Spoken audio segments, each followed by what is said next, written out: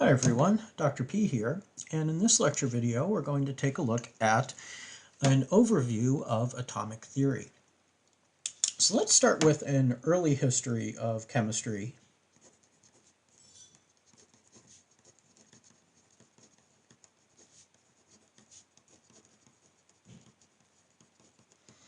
And you're not going to need to know all of these details, but it's helpful to have heard them and be a little familiar with them, just so you know where chemistry came from. So obviously there were ancient uses, things like metallic ores and embalming fluids.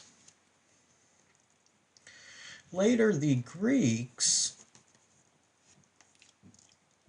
came up with the idea of four elements, the so-called four classical elements, which were fire, earth, wind, and water.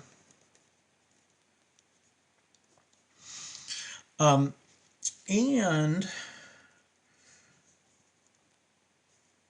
Democritus was a Greek who proposed an atomic nature of matter.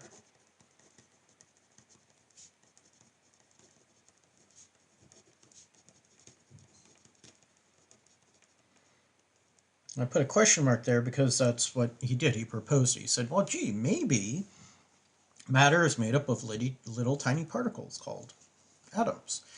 Or that's where we actually get the word atom from the Greek. But he had no experiments.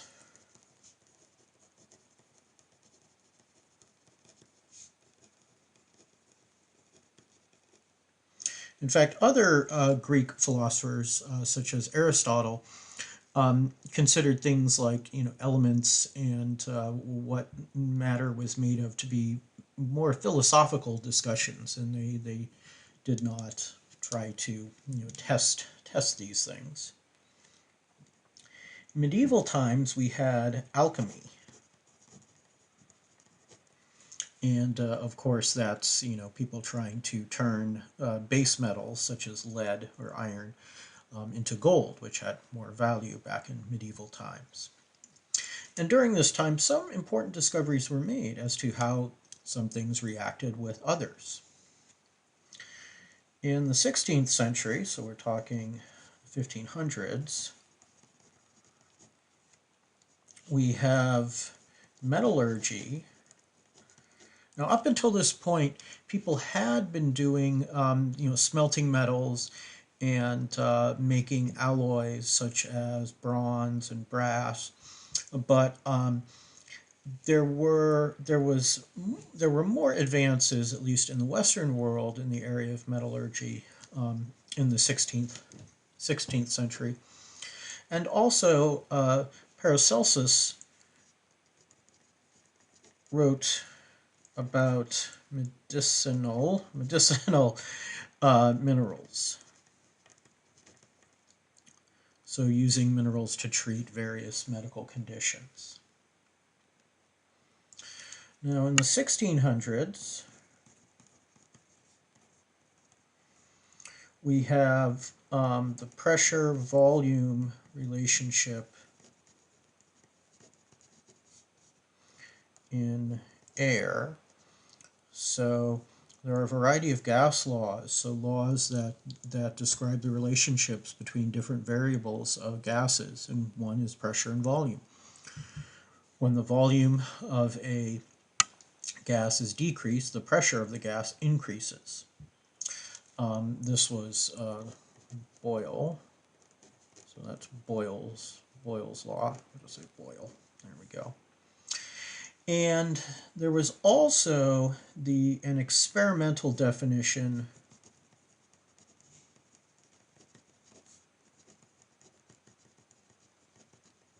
of element. What is an element? So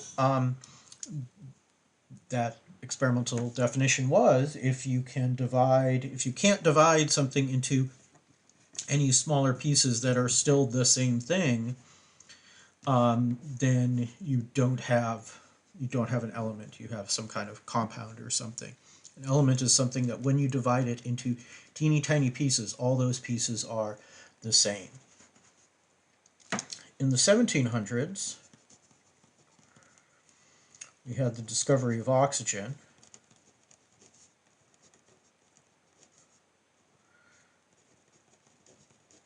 To think, all those thousands of years, and we had been breathing and not knowing what exactly it was that we were breathing. And also some experiments on combustion. And these were done by Joseph Priestley. He's a famous chemist. Fundamental chemical laws were developed a little bit later. So starting in the 1700s, let's move on to fundamental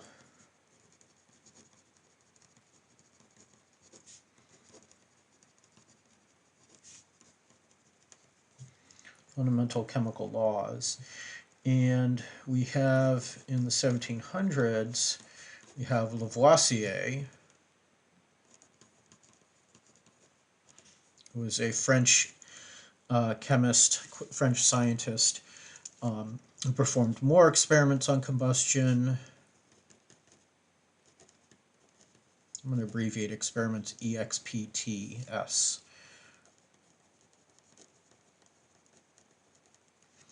And wrote out a version of the law of conservation of mass.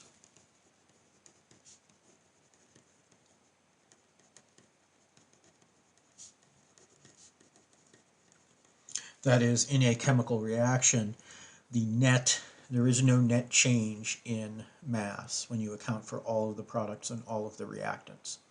It's another way of stating the law of conservation of matter. Matter is neither created nor destroyed. Unfortunately, Lavoisier died by the guillotine in the French Revolution because in addition to being a scientist, he was also a tax collector. So he was not high up on the popularity list. Supposedly, he was performing, the scientist was performing a experiment at his death. He had a friend, Time, with some hand timepiece, time how long his eyes were blinking. So Lavoisier started blinking his eyes before the guillotine fell, and then apparently the friend was supposed to time how long the eyes kept blinking after his head was chopped off. Anyway, yeah, that may or may not have actually happened, but it's it's kind of a little morbid chemistry story that's kind of interesting. In the 1800s, we had scientists like Proust, who devised the law of definite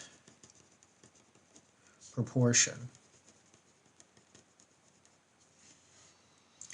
And the law of definite proportion deals with ratios of elements in a compound.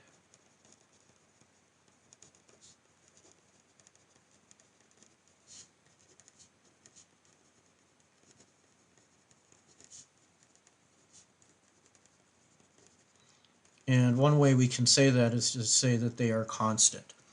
So if I have a chunk of sugar, sucrose, I know I have a certain ratio of carbon and hydrogen and oxygen. If I have another chunk of sucrose, my ratio of carbon to hydrogen to oxygen in that other sample will be the same as the first sample. Okay, so it doesn't matter your sample. If it's the same compound, the ratio of the elements are going to be the same. Now, a lot of this sounds like, well, yeah, it's common sense. I learned that. But at the time, it wasn't known. So that's something really important to remember is that, our modern view of the world holds a lot of things, as being kind of obvious. Like, oh, yeah, well, of course that makes sense. But It's not always the case. And if you have trouble performing experiments on the microscopic or nanoscopic scale, it can be really difficult to prove the existence of things like atoms. Not modern atomic theory, but atomic theory, as it applied to chemistry, um, was really advanced by a scientist by the name of Dalton.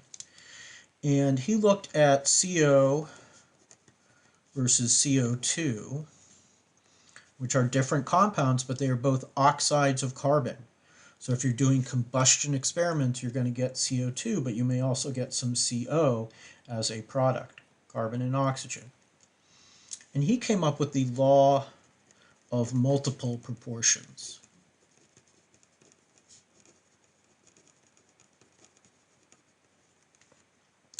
And that is, you can reduce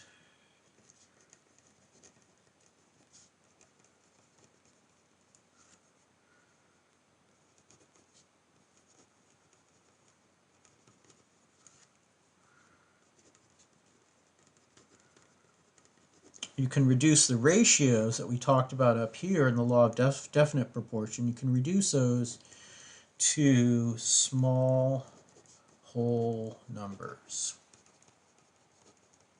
Remember that, small whole numbers. We will see that later. All right. So what is Dalton's atomic theory then? Well, Dalton's atomic theory, and this deserves its own little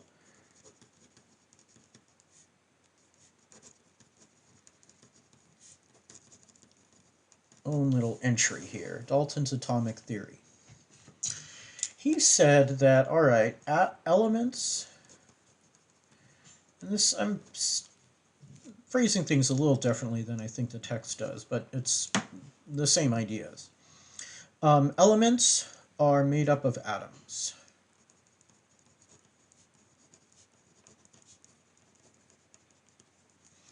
Which are tiny particles. He didn't know what those particles were, just that it made sense if there were tiny particles. And then atoms of one element are identical across the board. So if you have one atom of carbon, another atom of carbon is identical. So atoms of a particular element are identical.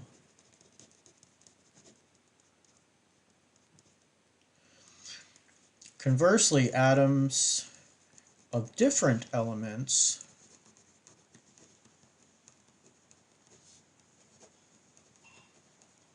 are going to differ somehow.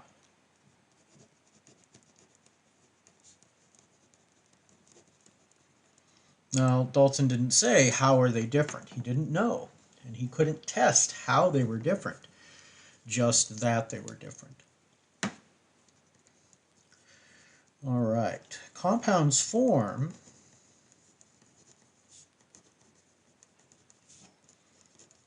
when atoms of different elements combine with each other in some way.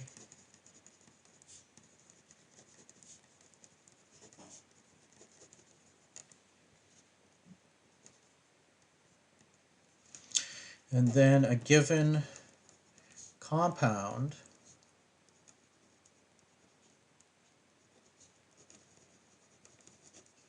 always has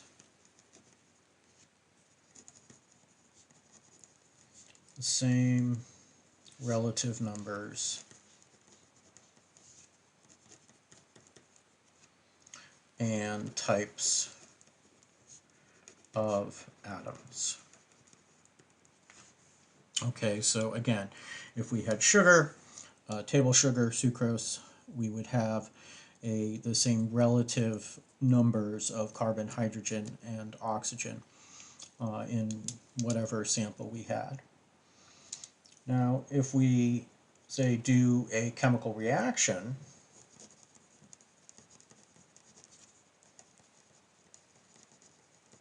let's say combustion, that's a chemical reaction. Say we burn our sugar. These chemical reactions will involve the atoms reorganizing.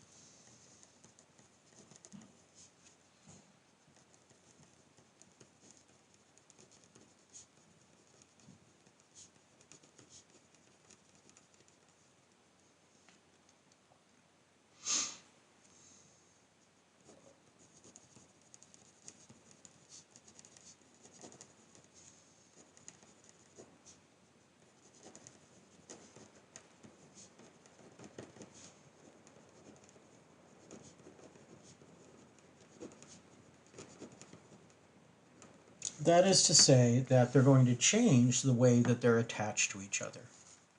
The individual atoms themselves are unchanged.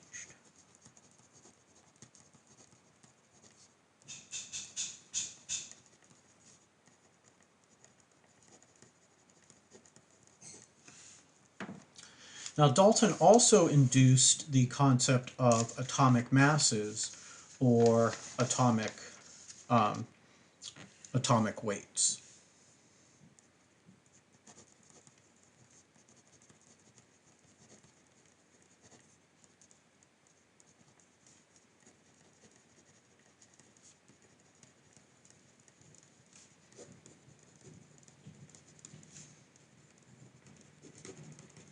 So when you look on a periodic table and you see the the atomic masses for things, that idea was introduced by Dalton as well. Now, to go back to our timeline here,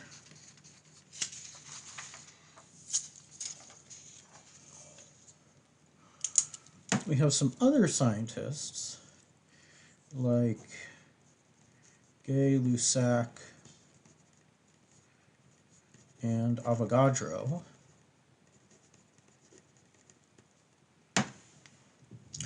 who looked at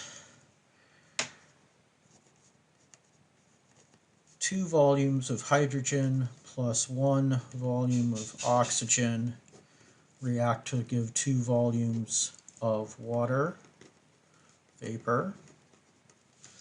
Similarly, 1 volume of hydrogen plus 1 volume of chlorine react to give 2 volumes of hydrogen chloride, HCl.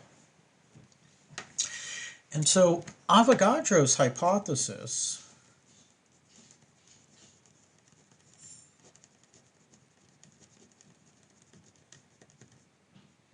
was that, okay, we have these gases, and as long as the temperature and pressure are constant, equal volumes of gases will have equal numbers of particles. So we'll say at constant temperature and pressure, equal volumes of different gases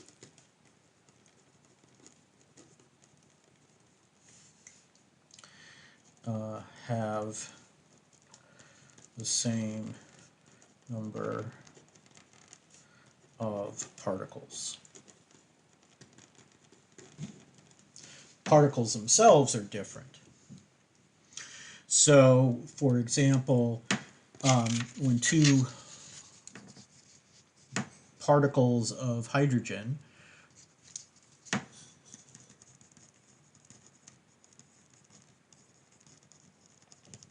I should say this is the data here, what Gay-Lussac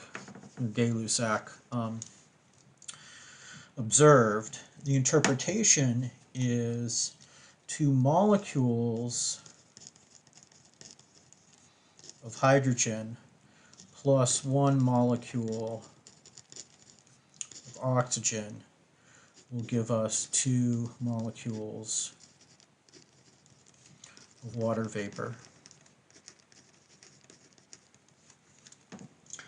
and a molecule is a collection of atoms.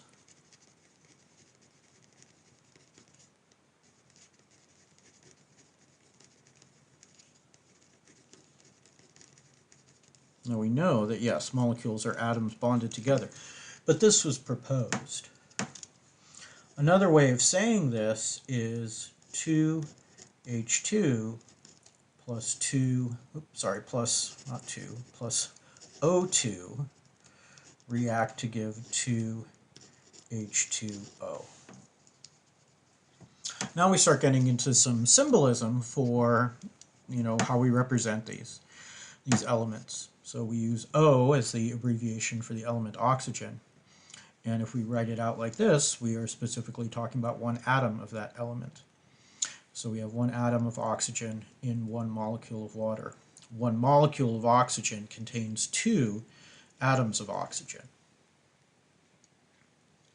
So this is kind of cool.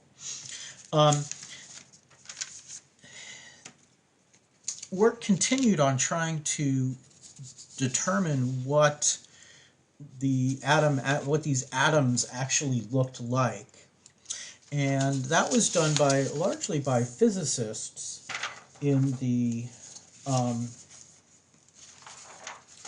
late 1800s, early 1900s.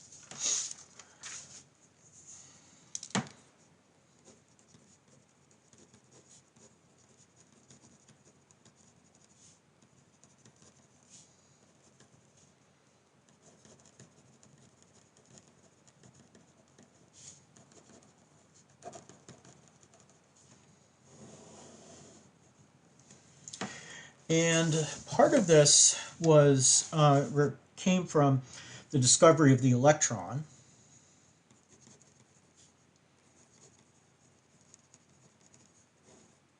That is, there are these little tiny particles of negative charge. And a scientist by the name of J.J. Thomson,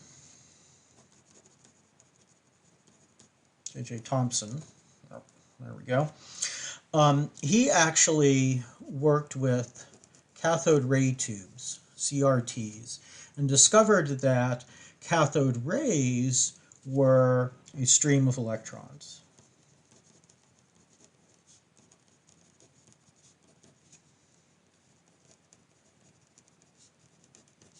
And I'm going to abbreviate electrons as E minus, like that. So, in fact, cathode ray tubes later were used in old television sets until, not too many years ago. He measured the charge to mass ratio of the electron.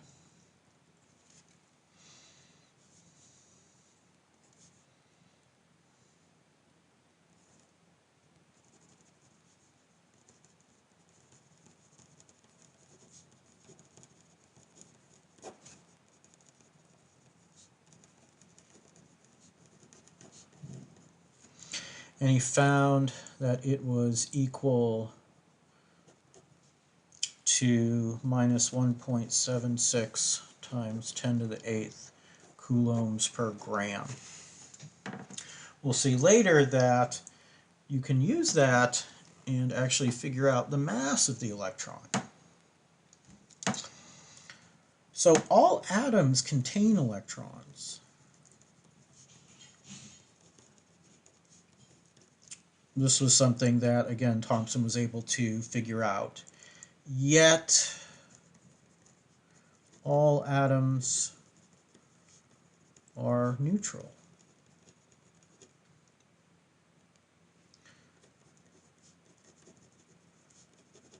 Thus, there must be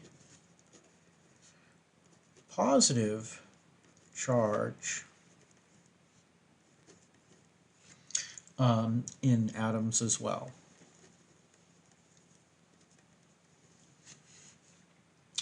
Now, the assumption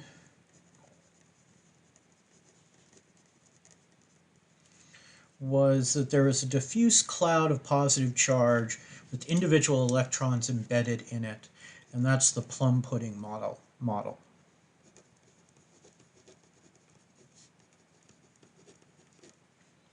So plum pudding was a British dessert where you have this kind of bread-like material, that's the so-called pudding, and then little raisins or plums, dried plums, are sort of stuck in it. So almost like chocolate chips in a chocolate chip cookie. But the plums represented the electrons, and the pudding was the diffuse positive charge. All right. Now, I think my pen is running out, so let me just grab a new one here.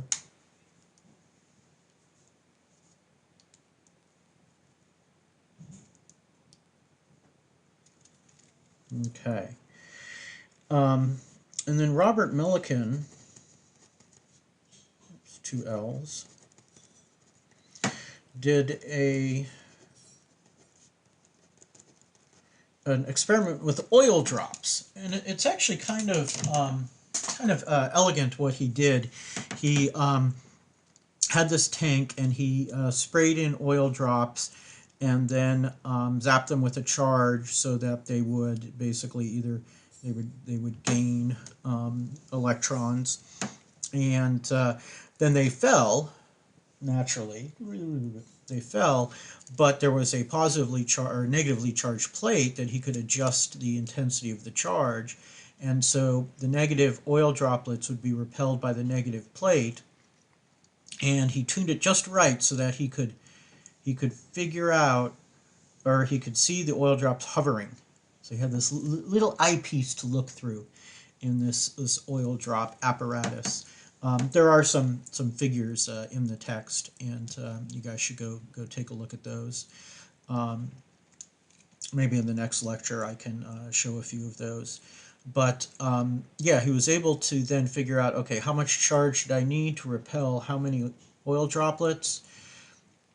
And I know, my forces involved, so I can actually figure out the mass of the electron. So the mass of my electron is equal to 9.11 times 10 to the minus 31 kilograms. Okay. Now we also had radioactivity going on, and one thing about radioactivity was we had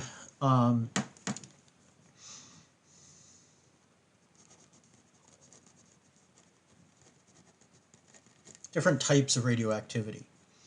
So we had gamma rays, beta particles,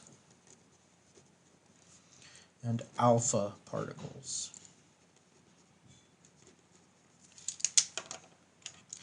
The gamma rays were light, a form of electromagnetic radiation. The beta particles were electrons, and the alpha particles were massive particles, relatively speaking.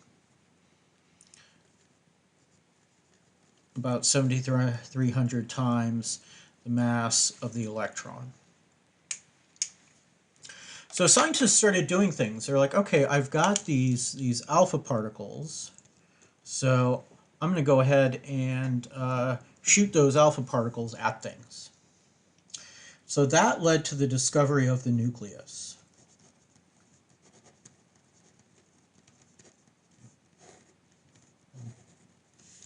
Underline that there. And this was Rutherford's experiment.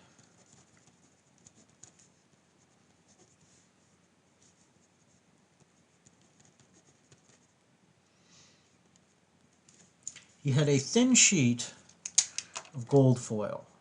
I'm going to draw like this.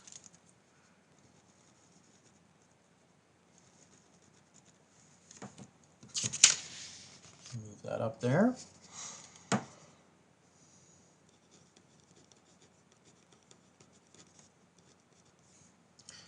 And he fired some alpha particles.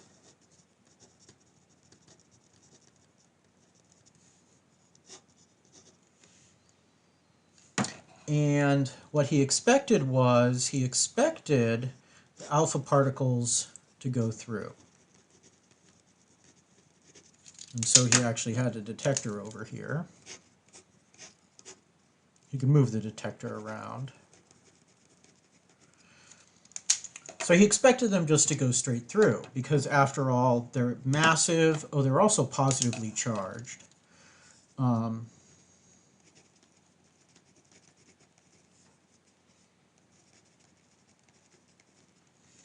Actually, a 2 plus charge. And so he expected those just to go through. They're so big, they should just go through the gold. These atoms of gold, these plum pudding bits of gold. The diffuse positive charge there would not be enough to slow them down that much. And so he could, see what happened. Now, what he observed was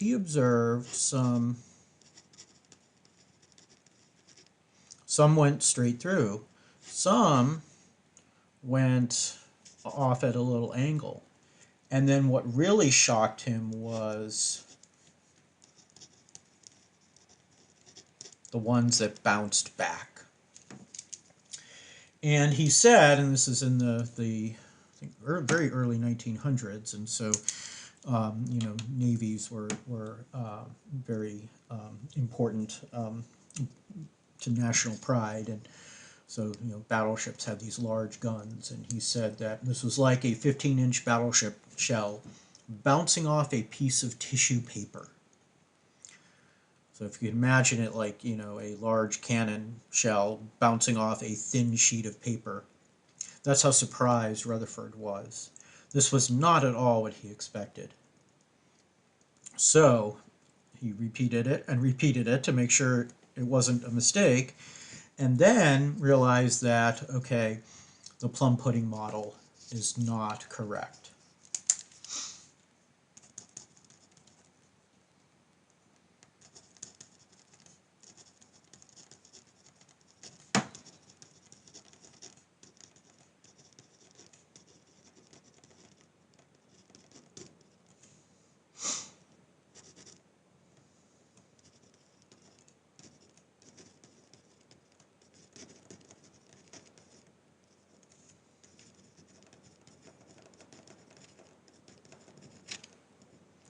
And so the model that he proposed was that the mass and the positive charge, most of the mass and the positive charge of an atom were concentrated in the nucleus.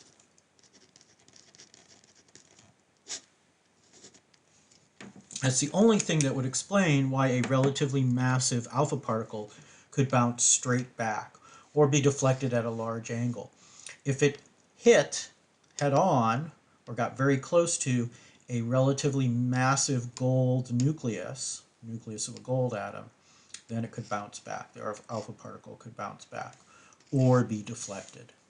So relatively few went exactly straight through. Some did, others little deflection, and every so often you get one with a big deflection. Now there's a cool little simulation that you can do, and I have a link to it on Canvas. And it's just kind of cool to see what the difference in the Rutherford experiment would be with the plum pudding model versus the nuclear model. All right, so that's where we've been. And I'll talk a little bit more about atomic structure and then how we represent atoms in the next lecture video. But until then, stay safe out there. Bye now.